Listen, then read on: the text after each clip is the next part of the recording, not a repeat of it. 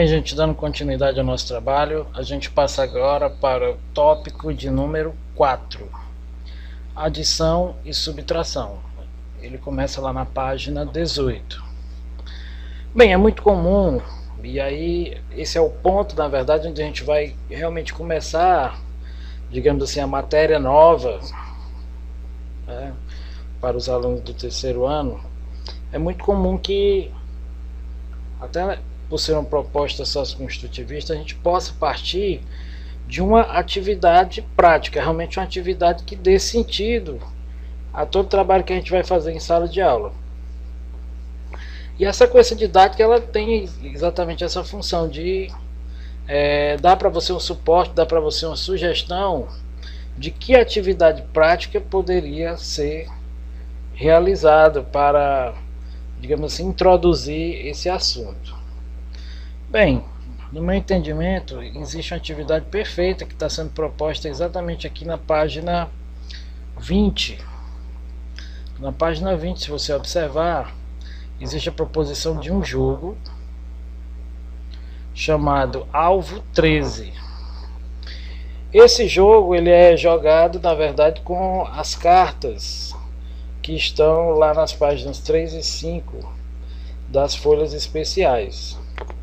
Então, antes, na verdade, de você começar o trabalho com a página 18, você chegou na sala de aula.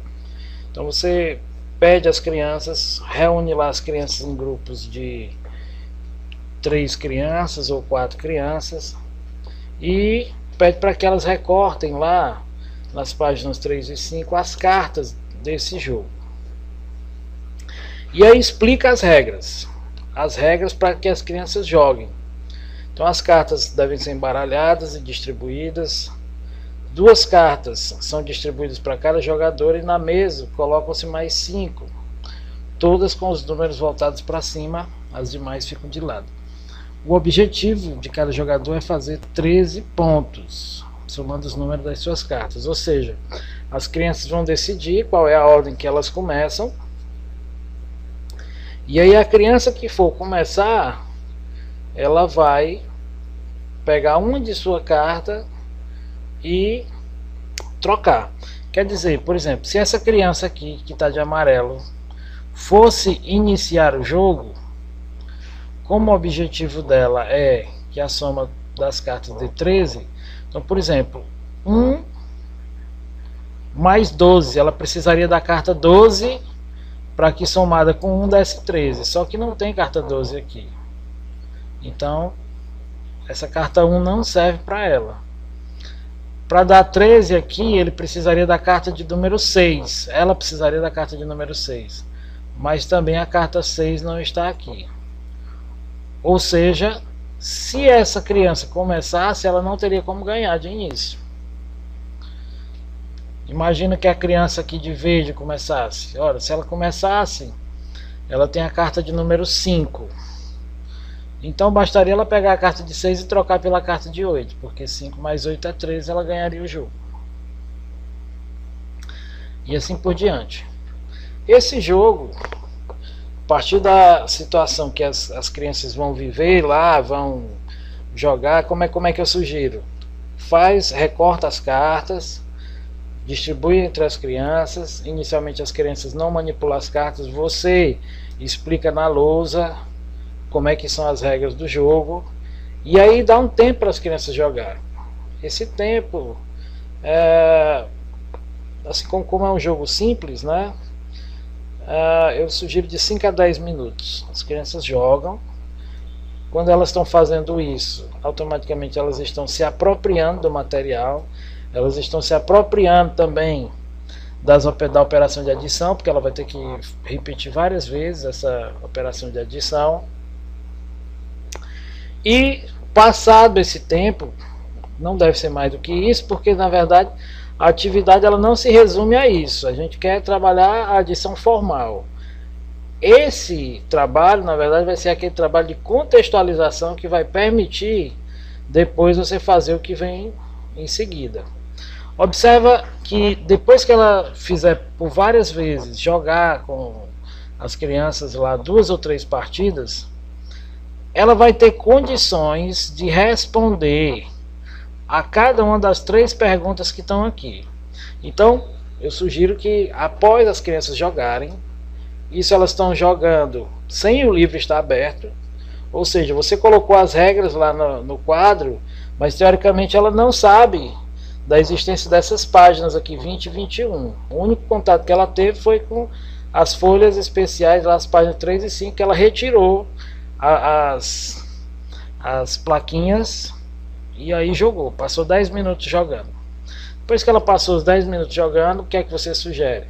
Você não precisa dar muitos elementos. Você vai dizer para ela abrir os livros nas páginas 20 e 21 e pedir que ela resolva, ainda no grupo que ela estava, no grupo que ela jogou, que eles em grupo resolvam as páginas 20 e 21. É uma oportunidade de interação entre as crianças, já que elas estão ainda no início do ano, e pela experiência que ela viveu nas partidas que ela jogou, ela vai ter condições de responder as perguntas, que são simples. A menina de camiseta verde, que está com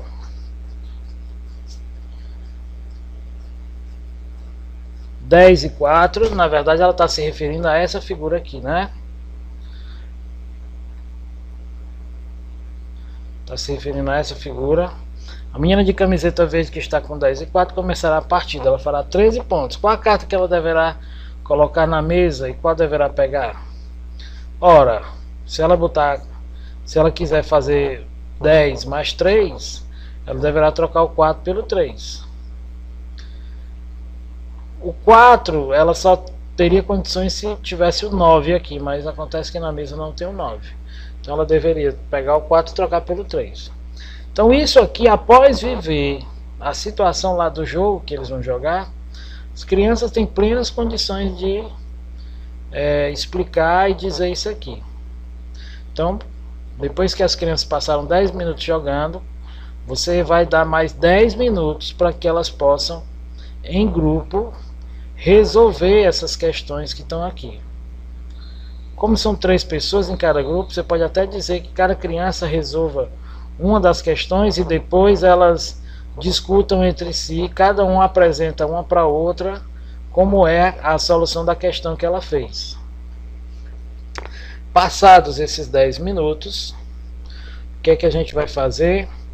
É hora da gente corrigir o que as crianças fizeram.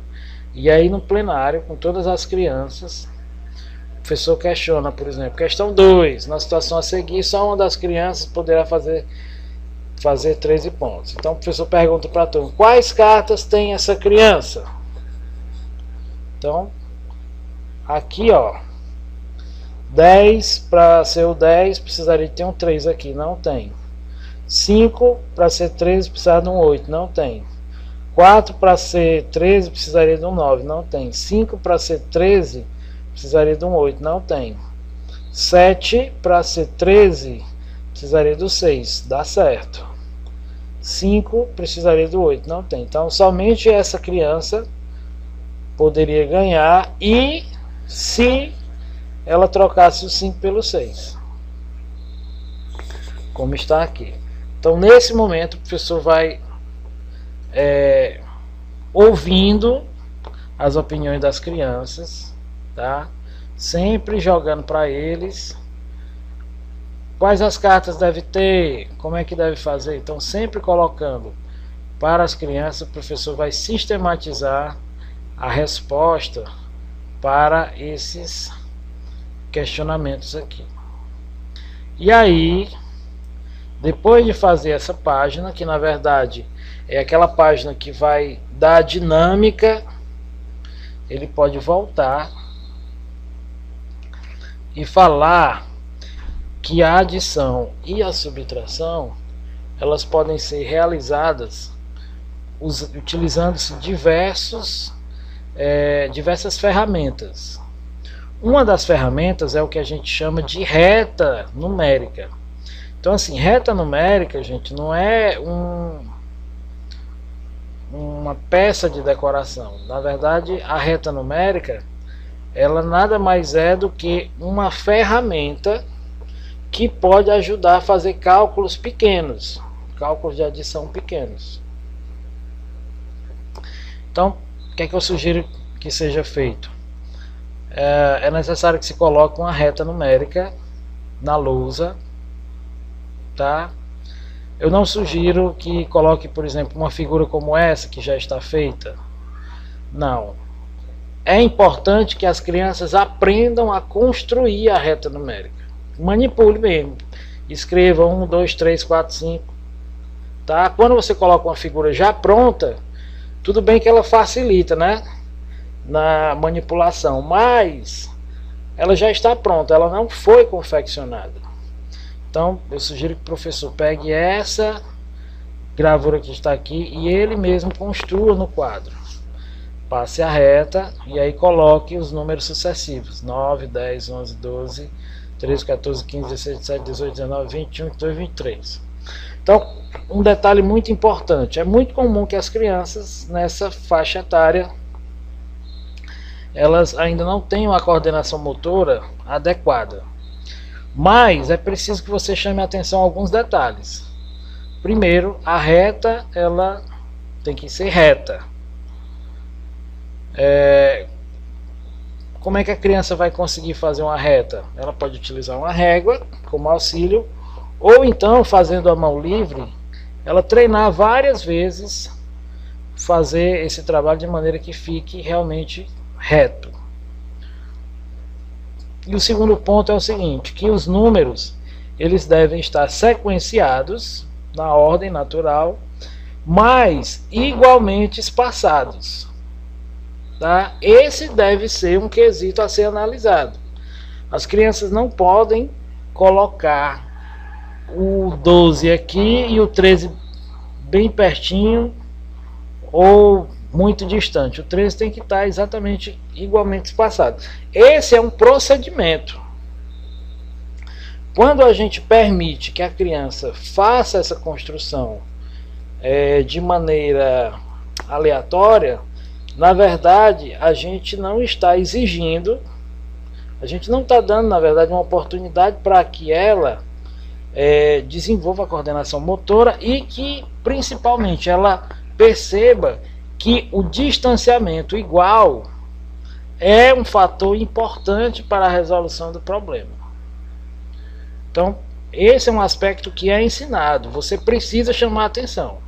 Se você não chamar a atenção, ela vai fazer do jeito que ela quiser, e aí ela vai passar do terceiro para o quarto ano fazendo de qualquer jeito. Não é isso que a gente quer. Isso aqui faz parte da escrita matemática. Isso aqui faz parte da linguagem matemática, e a gente, para se comunicar, precisa fazer corretamente. Então a gente precisa exigir que ela faça isso igualmente espaçado, sendo que a gente propôs que o professor inicialmente faça isso no quadro. E aí essas situações que estão aqui, ó, 11 mais 6, de pegar aqui inicialmente do 11, significa que você está no 11 e vai andar 6 unidades. Bem, uma dica você não precisa, é mais fácil para a criança você fazer assim, ó, 1, 2, 3, 4, 5, 6. Andou 6, parou no 17. Depois que você fizer as 6 ondinhas, aí você traça uma onda zona maior, indo do 11 ao 17. Então, para a criança, esse procedimento facilita com que ela entenda o que está acontecendo. Sendo que, e isso é importante, você desenhou a reta numérica lá no quadro, está propondo adições para serem feitas, como essa, 10 mais 9 e tal. Mas assim, você não necessita que as crianças estejam com o livro aberto nesse momento. É importante que você mande as crianças fecharem, faça todo o procedimento no quadro. Depois que você fizer o procedimento, aí você manda as crianças abrirem o livro e pede que elas façam o exercício. Vamos ver, por exemplo, o item B. Ó, no item B ele já propõe a soma 22... Não, na verdade ele dá dá a figura e pede que você faça o registro. Então assim, você pode ensinar a criança, ó. Tá vendo que a onda zona vai daqui para cá? Se você não sabe o quanto isso aqui corresponde, você não precisa botar esses 5 aqui, ó. Eu sugiro que você não coloque esses 5 de início, para dar oportunidade para ela fazer. 1, 2, 3, 4, 5. E aí ela coloca a onda zona maior com esse valor 5. Esse procedimento de colocar as ondinhas aqui e contar quantas casas vão de um até outro, é isso aqui que vai garantir que ela vai entender o procedimento, para que é o uso dessa reta numérica. A partir desses dois procedimentos que foram feitos, ele pede para fazer essas contas aqui utilizando a reta numerada. Lembrando que os dois exemplos que você fez anteriormente, você fez no quadro. O que é hora de fazer agora? Pedir que cada criança individualmente construa a sua reta, coloque os números adequados na reta e aí faça essas operações. É claro que numa aula só não dá para fazer tudo isso. Então, qual é a minha sugestão? Sugestão é que numa aula só você faça aqui os 6 primeiros itens e o restante, como ele já viveu a experiência em sala, que o restante possa ser feito em casa. Você pode até fazer o seguinte, você pode fazer a reta numerada para a soma, como ele está propondo, fazer 3 exemplos com ele, pedir que eles façam em sala, construa a reta numerada e faça os 3 exemplos, passe aqui para a subtração, explique como é que é a situação, lembrando que a subtração, ó, isso é uma coisa que você precisa chamar a atenção, a adição é um movimento que você faz para a direita. Veja que a seta, ela está apontada para a direita, você precisa deixar claro isso, a adição, movimento para a direita. Os números, eles estão sempre em ordem da esquerda para a direita. Então, quando eu faço uma adição, o movimento é para a direita. Na subtração, o movimento é para a esquerda. Sempre que o movimento tiver o desenho com o movimento para a esquerda, então ele sabe logo que é uma subtração. 26 andou quantas casas para a esquerda? 1, 2, 3, 4, 5, 6, 7. Habituar que ele coloque as ondinhas. Então 26 deslocou-se 7 casas para a esquerda, ou seja, subtraiu 7 unidades e foi para a casa 19. Faça mais esses 2 exemplos. Resolva peça para que eles resolvam em sala 3 exemplos desse aqui, socialize com todo mundo e os demais exemplos peça para que ele faça em casa. Lembrando que para fazer em casa exija que ele construa uma outra reta numerada. Ele precisa construir retas numeradas para se apropriar desse procedimento. E aí, fazendo isso, garantindo isso e socializando, garantindo que ele realmente conseguiu fazer essas operações na reta numerada, você vai ter cumprido o objetivo de aprendizagem para esse tópico 4. Qual é o objetivo de aprendizagem do tópico 4? Está relacionado com a realização de operações de adição e subtração. Vai de qualquer jeito? Não. Realização de operações de adição e subtração na reta numerada.